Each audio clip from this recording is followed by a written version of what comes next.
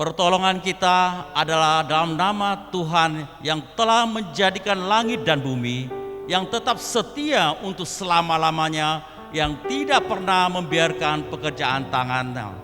Turunlah damai sejahtera, kasih karunia dari Bapa dan Tuhan kita Yesus Kristus untuk kita semua. Amin. Bapa, kami berterima kasih pada pagi ini Tuhan, karena kasih setia dan kemurahan-Mu semata-mata kami boleh terpelihara, kami boleh sehat dan kuat, dan kami boleh ada sebagaimana kami ada pada pagi ini. Terima kasih Bapa untuk kesempatan yang berikan pada kami untuk melayani Engkau. Terima kasih kami yang melayani di tempat ini maupun setiap saudara kami yang ada di rumah, dimanapun berada beribadah bersama. Kami percaya Engkau Allah yang maha hadir, ada bersama-sama setiap umat-Mu. Terima kasih Bapa, kami siap melayani Engkau dan siap dengan firman-Mu. Kiranya nama-Mu dipermuliakan di dalam nama Tuhan kami, Yesus Kristus. Haleluya. Amin. Shalom jemaat Tuhan, bagaimanakah kabarnya? Saya terus berdoa kepada Tuhan, kiranya berkat kesehatan dan proteksi penuh daripada Tuhan senantiasa melimpah bagi kita semua. Amin. Pagi hari ini saya mengajak kita untuk datang kepada Tuhan. Mari kita nikmati hadirat Tuhan bersama-sama dengan keluarga kita di rumah. Mari kita naikkan pujian ini bersama-sama. Terima sukacita dari surga. Dengan penuh sukacita dan sorak-sorai kita naikkan pujian ini. Haleluya.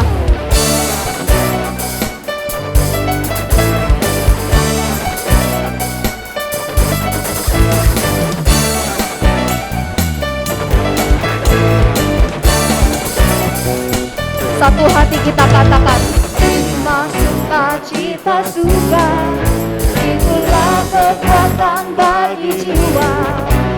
Ku dapat rasakan kasih-Nya di tengah badai yang bergelora. Terima sukacita surga, itulah kekuatan bagi jiwa. Ku dapat saksikan kuasa-Nya, taklukkan badai yang bergelora. Haleluya, Kau ada dalam hatiku, rasakanlah semangatku, takkan hilang kekuatanku. Haleluya, Ku bersorak bagimu.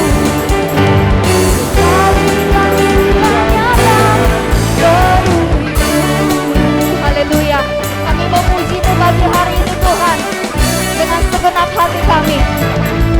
Terima sukacita surga, itulah kekuatan bagi jiwa. Ku dapat rasakan kasih-Nya di tengah badai yang bergelora. Terima sukacita surga, itulah kekuatan bagi jiwa.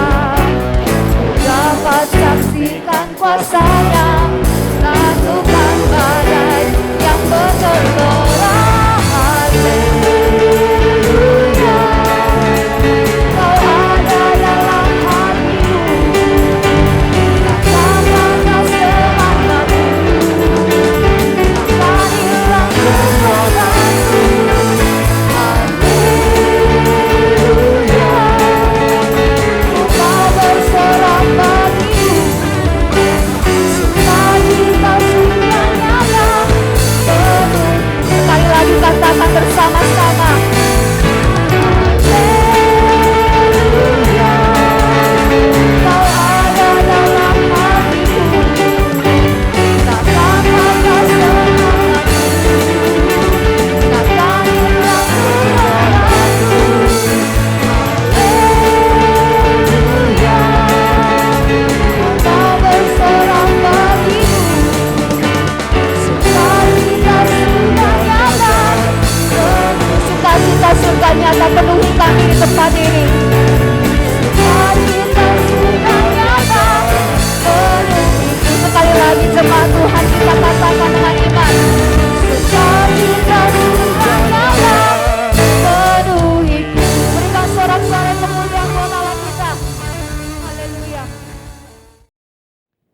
kita bersyukur buat lawatan Tuhan yang selalu nyata dalam hidup kita. Melalui pujian ini mari kita sama-sama mau belajar dan mengerti bahwa hanya satu-satulah Tuhan kita yang dapat kita andalkan. Di tengah kondisi yang sulit, tapi kita percaya kita tidak kehilangan harapan. Ada Yesus bersama-sama dengan kita. Mari kita menaikkan pujian ini bersama-sama di hadapan Tuhan. Engkau Tuhan yang setia, waktumu selalu yang terbaik. Engkau Tuhan sandaranku, dan ku hanya kan berharap padamu. Mari sama-sama kita katakan, satu-satunya yang ku andalkan, satu-satunya yang ku percaya. Engkau sumber kekuatan, sumber pengharapan, sumber kedamaian. Hanya Kau satu-satunya Tuhan, satu-satunya yang ku andalkan, satu-satunya yang ku percaya. Engkau Tuhan memberkati, Tuhan penyembuhku, Tuhan pemulihku.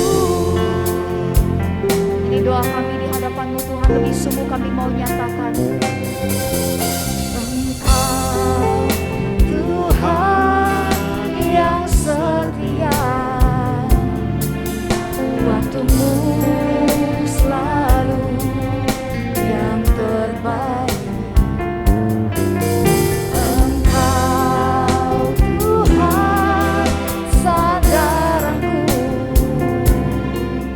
dan ku hanya kan berharap pada. Mari jemaat Tuhan nyatakan dengan iman bersama-sama, satu-satunya yang ku andalkan,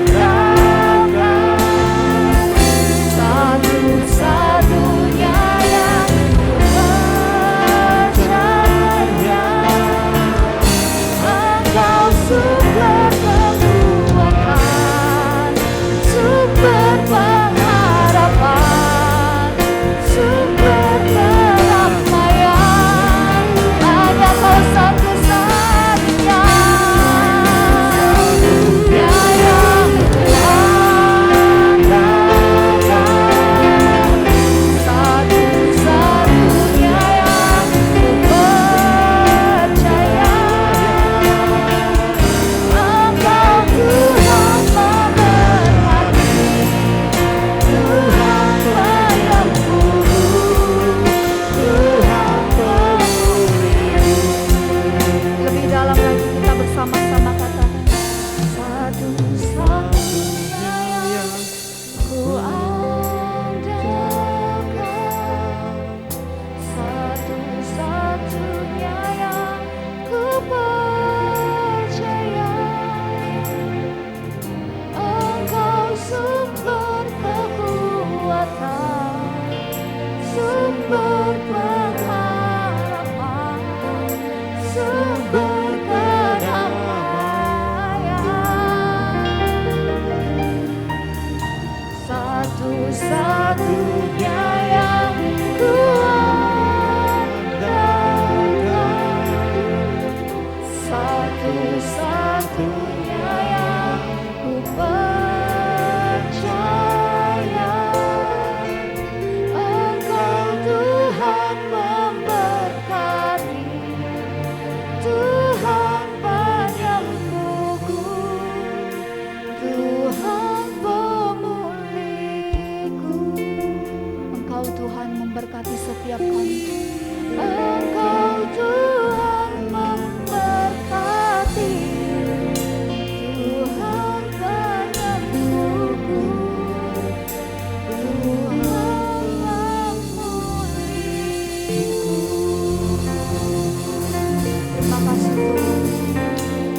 hambanya yang menyampaikan firman, saya persilakan. Bapa, pada pagi ini kami datang ke hadirat-Mu dengan penuh sukacita dan hati yang bersyukur karena menyadari kehadiran-Mu dan penyertaan-Mu dalam hidup kami, sehingga kami boleh ada pada saat ini. Kami datang ke hadirat-Mu, siap untuk mendengar kebenaran firman-Mu setelah kami memuji dan menyembah Engkau. Berkati firman-Mu sehingga menjadi kekuatan, pengharapan dan pertumbuhan iman kami di dalam Engkau. Di dalam Tuhan kami, Yesus Kristus, kami berdoa. Haleluya. Amin. Shalom, jemaat Tuhan yang dikasihi Tuhan Yesus Kristus, dimanapun Anda berada. Pada siang ini, pagi menjelang siang ini, kita boleh beribadah secara virtual dimanapun Anda berada. Kita tahu bahwa Allah kita yang maha hadir ada beserta dengan kita dimanapun kita berada. Mari pada siang ini kita akan belajar satu bagian firman Tuhan dengan judul mendengarkan, merenungkan, dan akhirnya menghasilkan buah.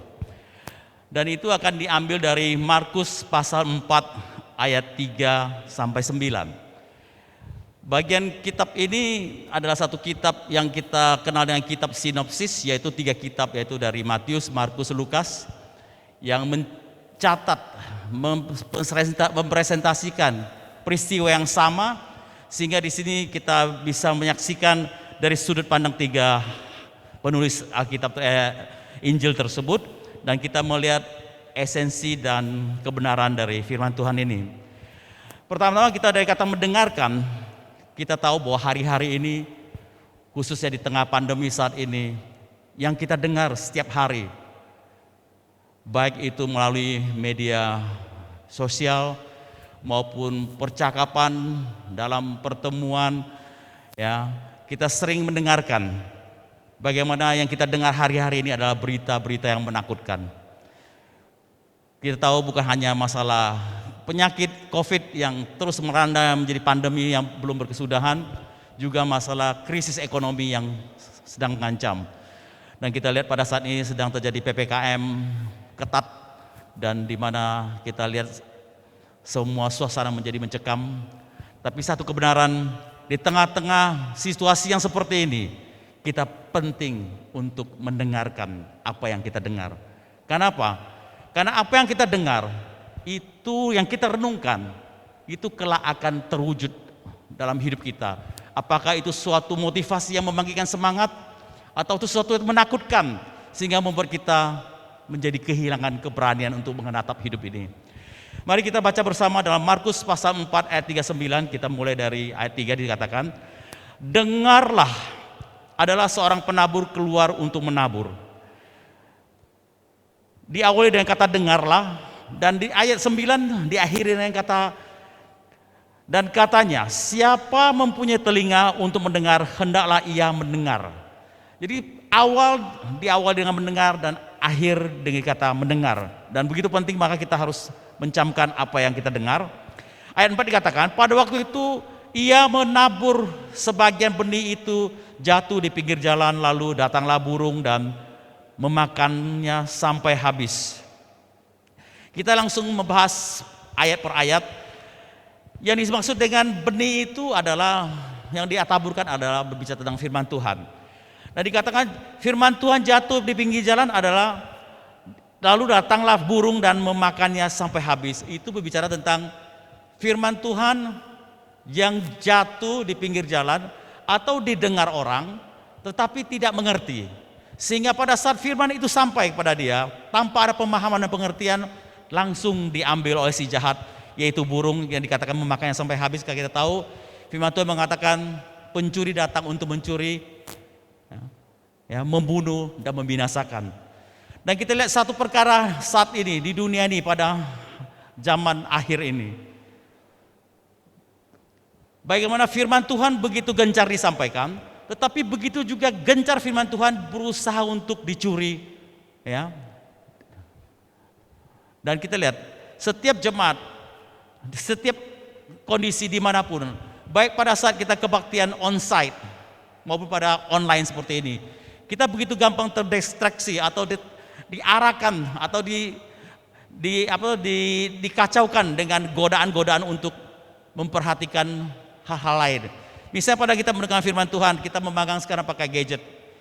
Pada saat kita mau berusaha fokus pada firman Tuhan, tiba-tiba ada WA masuk, ada notifikasi masuk, kita tidak bisa menahan diri, langsung kita berusaha untuk memprioritaskan untuk melihat itu. Sehingga akhirnya konsentrasi kita buyar dan tanpa pengertian sesungguhnya saat itu firman itu, benih itu bisa tercuri dan itu perlu kita waspadai.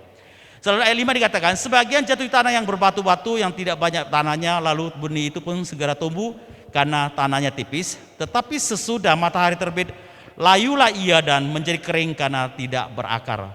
Ini bicara apa?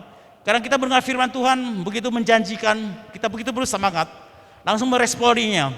Tetapi pada saat kita mulai percaya pada Tuhan, mulai kita bertumbuh, tetapi karena belum sempat berakar, timbul penganiayaan, ya, timbul masalah, dan itu membuat akhirnya kita pun layu dan tidak berakar. Selanjutnya ayat 7 katakan, sebagian lagi jatuh di tanah yang bersemak berduri, lalu makin besarlah semak itu dan menghimpitnya sampai mati sehingga ia tidak berbuah. Ini berbicara pada saat kita mendengar firman Tuhan, benih itu bertumbuh, tetapi semak berduri satu sisi juga bertumbuh lebih cepat. Sehingga ini berbicara apa? Kita saat percaya kepada firman Tuhan, tapi masalah kenikmatan hidup, masalah situasi dunia dan ketakutan ini, masalah harta, itu membuat kita lupa dengan firman Tuhan. Kita lebih memprioritaskan dengan memperhatikan makin besarnya semak tersebut. Sehingga akhirnya Tuhan katakan, akhirnya dia juga tidak berbuah. Sehingga kita tahu bahwa di tengah masalah, di tengah pandemi saat ini, kita timbul ada rasa takut dan merasa firman Tuhan tidak ada jaminan apa dalam hidup ini, dan sehingga kita mencoba mencari hal-hal lain dengan mengalihkan kehidupan kita dengan fokus kepada hal-hal yang bersifat memuaskan hati kita. Bisa kita mencari di mana tempat-tempat yang baru bisa untuk berselfie ria, di mana ada kafe-kafe baru yang bisa kita datangi untuk berselfie ria, sehingga kita pada saat untuk hari H atau waktu-waktu teduh, saat teduh kita untuk merenungkan firman Tuhan menjadi sesuatu yang prioritas kesekian. Sehingga dengan demikian dikatakan itu membuat kita tidak akan berbuah. Dan ayat 8 dikatakan, dan sebagian jadi tanah yang baik, ia tumbuh dengan subur dan berbuah. Hasilnya ada yang 30 kali lipat, ada yang 60 kali lipat, dan ada yang 100 kali lipat. Ini bicara apa? Kita lihat kalau di Matius, itu urutannya persentase pertumbuhan iman itu mulai dari 100%, terus ke 60%, terus ke 30%. Tapi kalau di Markus ini berbicara dari 30%, 60% dan sampai 100%. Kalau di Lukas berbicara langsung 100%. Dan kata Yesus, siapa yang punya telinga hendaklah untuk mendengar. Kenapa? Kita tahu bahwa orang mengatakan hari-hari ini kita perlu mendengar hal yang positif. Kalau dulu kita mendengar kata positif, kita semua suka, ya. Dengan kata positif, ada pasangan muda kalau dengar positif, wah senang sekali karena ada kehadiran calon bayi yang akan hadir dalam rumah tangga tersebut. Tapi hari-hari ini kalau kita mendengar kata positif, langsung kita keder dibuatnya. Kenapa? Karena positif itu bicara tentang bagaimana orang terpapar oleh sesuatu penyakit yang saat kita ada COVID. Yang kalau kita perhatikan, ini adalah satu penyakit yang kalau dilihat persentase mortalitasnya di dunia ini, termasuk persentasenya dibandingkan penyakit-penyakit yang pernah ada, sebenarnya masih termasuk kecil persentasenya. Di dunia saat ini rata-rata hanya 3% dari tingkat kematian, tapi di Indonesia memang cukup tinggi, 3,4%. Tetapi kalau setiap hari hidup kita dipapar dengan berita tentang kematian, tentang ketakutan yang diakibatkan oleh kematian dari penyakit ini, walaupun persentasenya hanya sekian persen, dibandingkan presentasi orang yang sembuh, yang terjadi apa? Kita tetap merasa takut. Karena yang kecil ini walaupun sedikit, itu lebih sering diekspos, lebih sering diceritakan, sehingga orang sangat hafal siapa yang meninggal, di mana, umur berapa, siapa. Tetapi siapa yang sembuh, siapa yang terus keluar dari masalah ini tidak pernah diceritakan. Dan itu bahayanya apa? Kadang-kadang kita sebagai orang percaya juga tanpa kita sadari, kita lebih sering menceritakan tentang yang negatif, tentang orang-orang yang gagal menghadapi tantangan ini, sehingga harus kembali ke rumah Bapa lebih awal.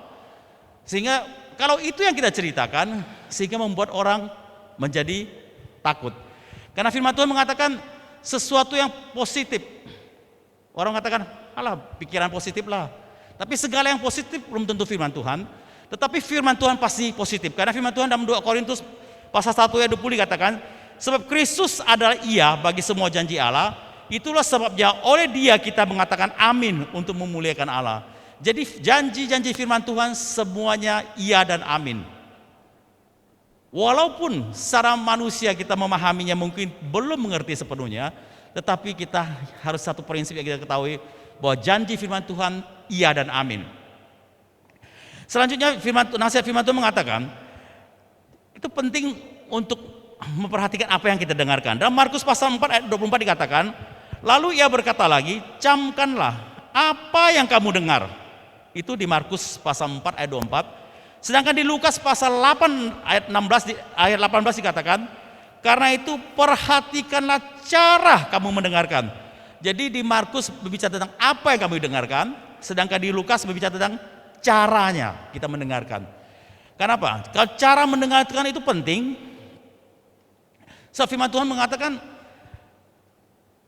dalam Roma pasal 10 ayat 17 dikatakan, iman itu timbul dari pendengaran, dan pendengaran oleh firman Kristus.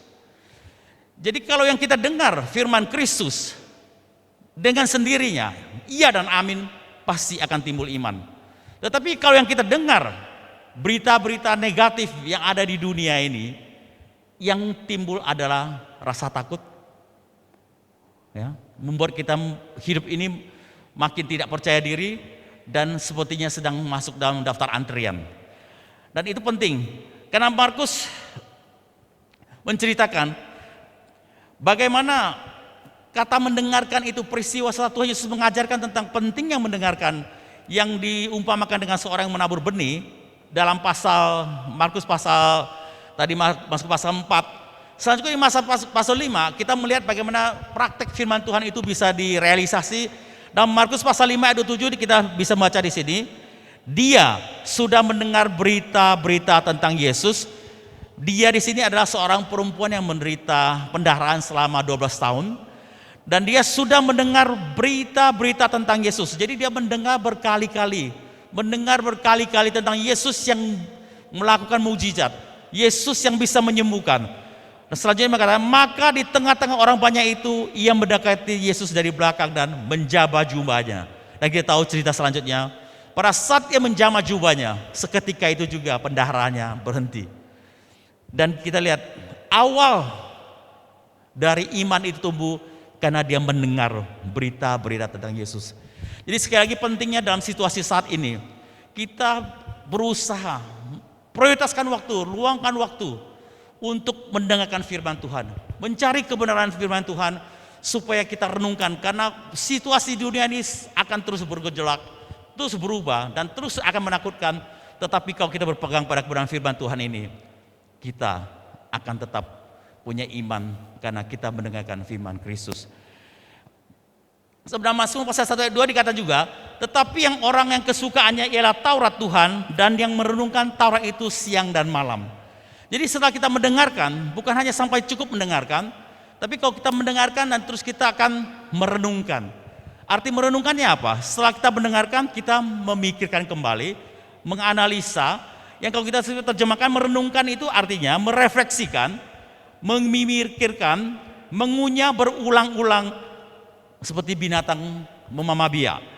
Atau juga terakhir katakan mengucapkan, mengumamkannya. Jadi kita sampai kita bisa mendengarkan firman itu perlu kita ucapkan, kita gumamkan, dan kita pikirkan, dan itu berulang-ulang. Seperti dikatakan itu seperti memamabia. Kita binatang memamabia, contohnya seperti sapi atau kerbau. Mereka memakan rumput, langsung mereka ambil, mereka makan, masukkan ke lambung utamanya. Sampai kenyang, setelah kenyang mereka akan beristirahat sambil menunggu proses pencernaan, dan dia akan mengeluarkan lagi rumput yang sudah setengah mengalami pencernaan itu dikunyah kembali. Dikunyah kembali, dikeluarkan lagi di mulutnya, rongga mulutnya dikunyah, setelah itu baru ditelan kembali. Dan itu dilakukan berulang-ulang sampai nanti terjadi pencernaan terakhir, semua serat makanan atau nutrisi makanan akan diserap, dan itu akan menghasilkan gizi yang baik untuk pertumbuhan hewan pemamah biak. Demikian juga sebagai orang percaya, saat kita mendengar firman Tuhan, tidak cukup mendengar sekali. Kadang kita mengatakan, wah itu firman Tuhan yang disampaikan sudah pernah saya dengar, itu sudah sering saya dengar, tapi masalahnya apa kita merenungkannya, memahami sampai esensi kebenaran itu, sehingga itu berbuah dalam kehidupan kita. Maka itu dikatakan penting kita untuk merenungkan, karena merenungkan ini adalah kita memikirkan berulang-ulang, memperhatikan. Jadi misalnya pada pagi hari kita merenungkan satu bagian firman Tuhan, kita baca sebagai saat teduh. Dan sepanjang hari ini atau sepanjang hari itu kita akan teringat akan ayat itu. Jadi ayat yang menghibur kita, memberi kekuatan, kita akan merenungkannya, mengingatnya dalam situasi dimanapun kita berada. Pada saat kita kendaraan sepeda motor, membawa mobil atau lagi bekerja, ada waktu teringat akan firman Tuhan ini, sehingga kita sepanjang hari itu, hari-hari kita akan dihiasi akan kebenaran itu.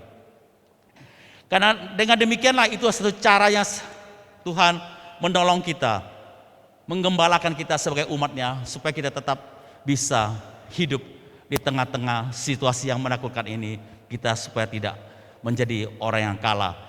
Terlebih lagi bagi yang sedang mengalami atau terkena COVID, hilangkanlah semua berita-berita tentang yang negatif, tentang kematian si A, si B, tentang kegagalan si A, si B, tentang kematian di mana-mana, persentase kematian di mana. Tapi fokuskanlah, lupakan semua itu, fokus kepada firman Tuhan.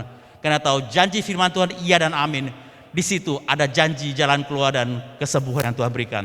Untuk itu yang terakhir kita akan lihat dalam Mazmur pasal 23 ayat 1 sampai 6, satu Mazmur yang sudah sangat terkenal. Mungkin ada kata itu sudah sering kita dengar, tapi mari kita renungkan kembali. Kita baca di sini dalam Mazmur 23 ayat 1. Mazmur Daud, Tuhan adalah gembalaku, takkan kekurangan aku. Amin. Ia membaringkan aku di padang yang berumput hijau, ia membimbing aku ke air yang tenang.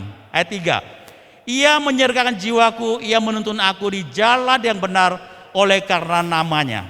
Perhatikan, ayat 1 sampai ayat 3, Tuhan di sini diposisikan sebagai orang keberapa? Posisi Tuhan di sini adalah orang ketiga.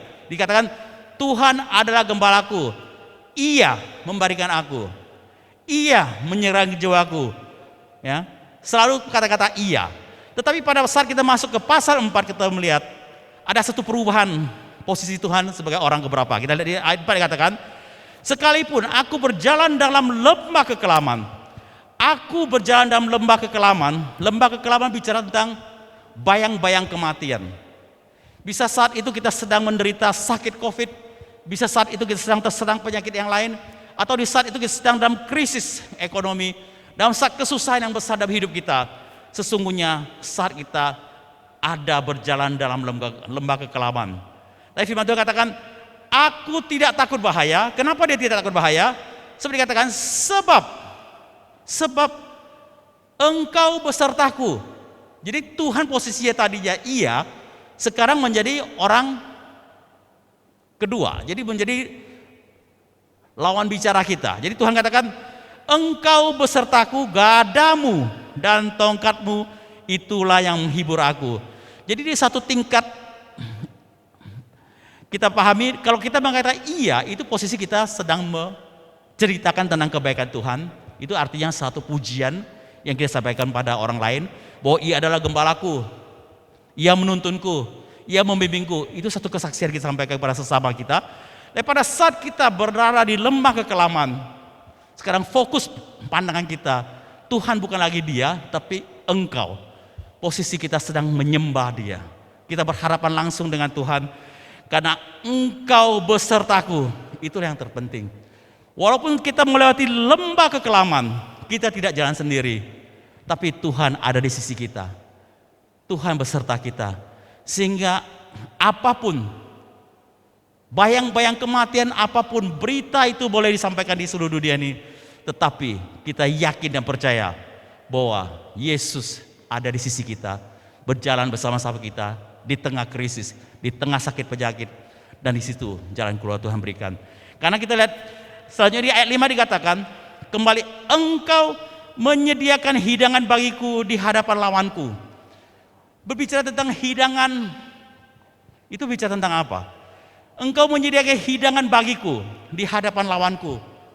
Pada saat lawan kita ada, bukan tidak ada, tapi pada saat kita mengalami masalah, tantangan, sakit penyakit, saat itu Tuhan Yesus hadir menyediakan hidangan bagi kita. Kalau kita mengingat kata hidangan, kita ingat pada perjamuan kudus. Karena Tuhan katakan pada saat kita perjamuan kudus, kita mengemakkan tubuh Tuhan yang terpecah dan meminum darahnya. Tuhan katakan untuk mengingat engkau, yaitu mengingat Yesus yang telah mati di kayu salib untuk kita. Nah, pada saat di tengah-tengah masalah, pada saat kita menghadapi lawan kita, Tuhan menyediakan hidangan bagi kita.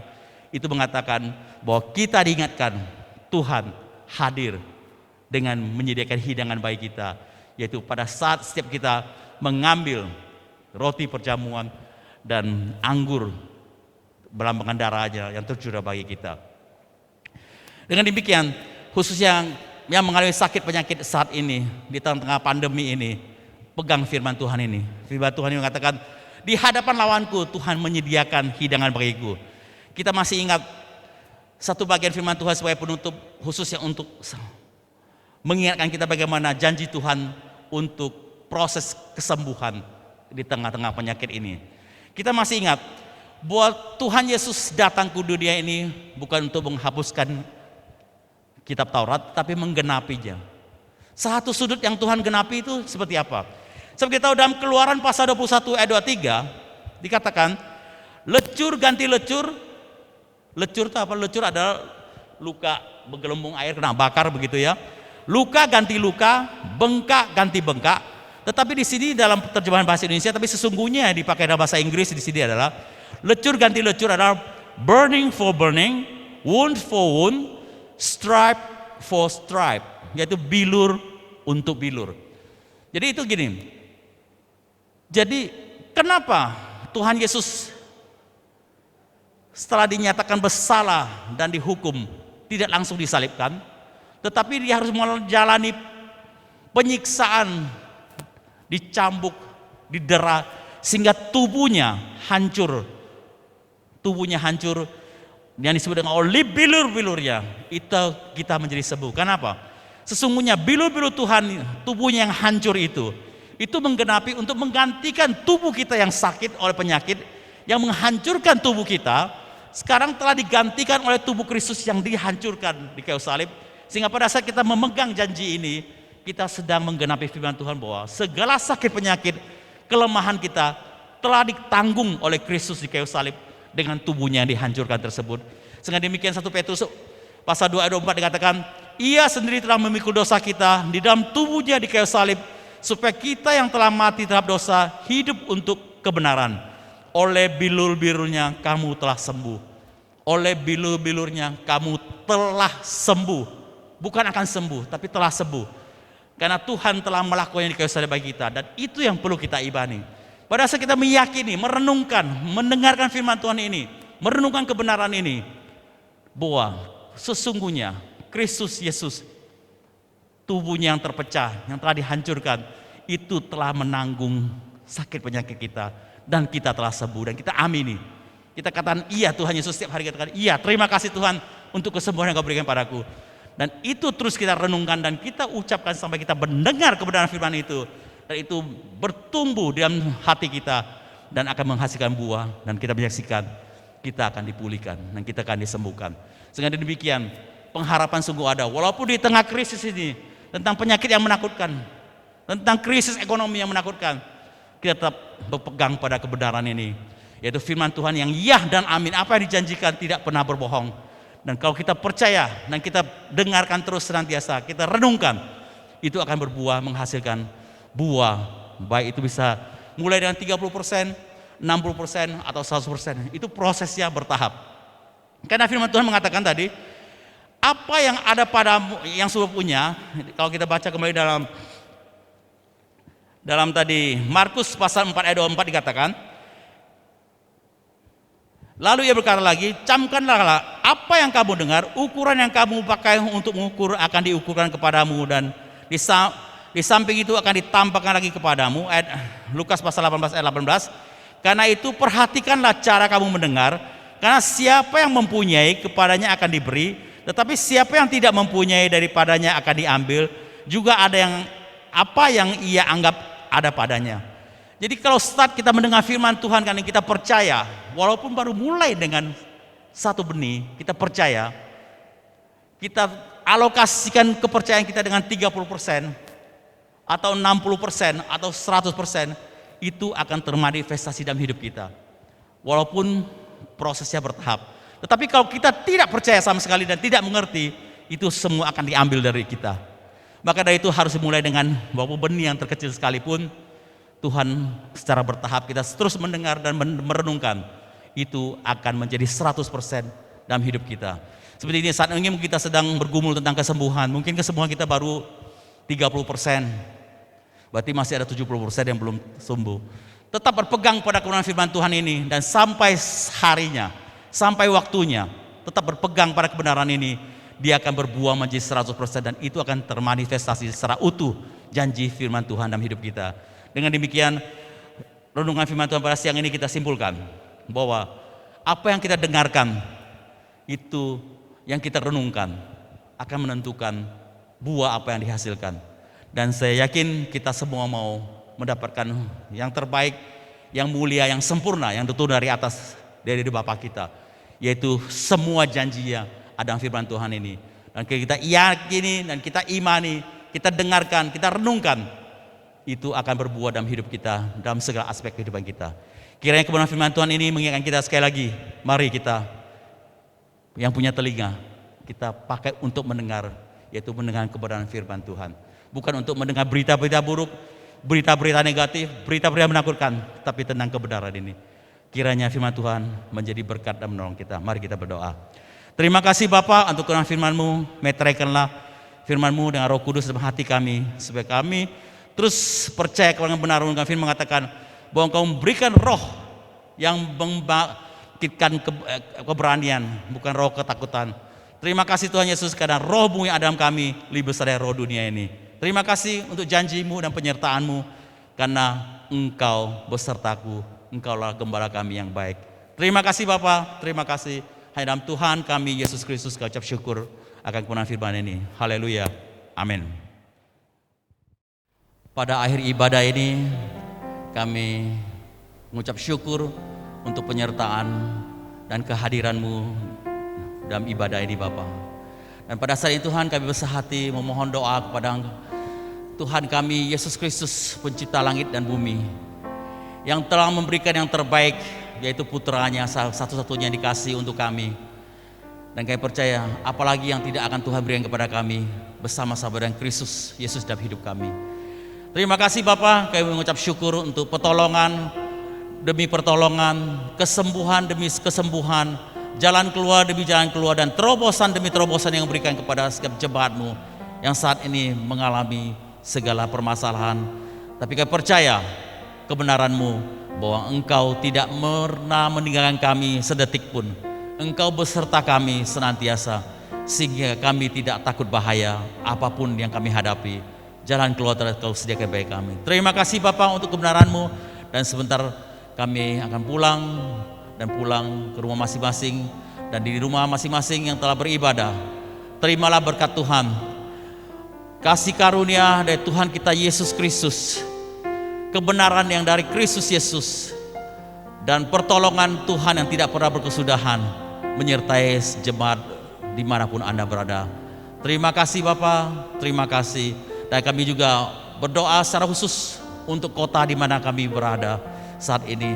Di tengah-tengah PPKM, kami percaya Tuhan bahwa sebagai anak-anak-Mu, kami diperlakukan secara khusus, yaitu kami tinggal di tanah Goshen, yaitu kami tinggal dekat dengan Engkau, sehingga wabah, masalah apapun akan luput, dan kalau kami dibeteraikan dengan darah-Mu, kami akan diluputkan dan diberikan jalan keluar. Terima kasih Bapa, terima kasih. Kami mengucap syukur dan berdoa hanya dalam Tuhan kami Yesus Kristus. Saudaraku, setelah kita beribadah, mari kita kembali ke rumah masing-masing dan terimalah berkat Tuhan di dalam nama Allah Bapa, Allah Putra, di dalam nama Tuhan Yesus Kristus. Haleluya. Amin. Kiranya Engkau memberkati aku berlimpah-limpah dan memperluas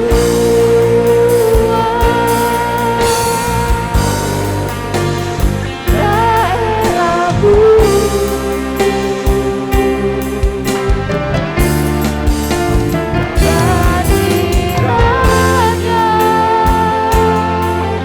Tanganmu menyertai aku dan melindungi aku daripada malapetaka, sehingga kesakitan tidak menimpa aku. Tuhan mendengarkan dan menjawab doaku. Amin.